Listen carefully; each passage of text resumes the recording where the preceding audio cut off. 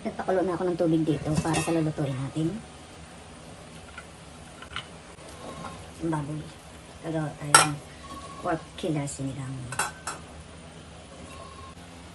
Itong baboy, binoil ko na bago ko lutuin. Lagyan natin ng patis muna.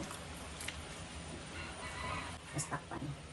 Lagay na natin yung radish at saka kunting gabi. Yung gabi na laman. Nalambot na yung baboy.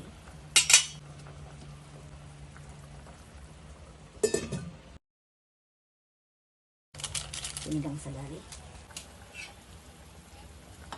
Hindi muna ako maglalagay ng asin. Shout out po sa inyo lahat. Lagyan natin paminta.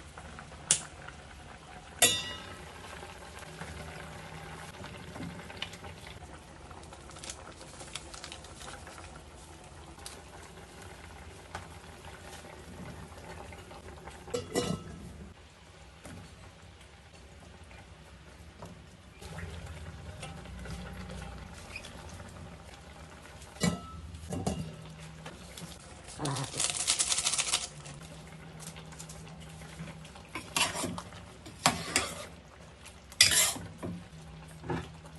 Sobrang lapot niya. Tikman natin. Wow. Ang lambot na. Tatanggal na yung laman.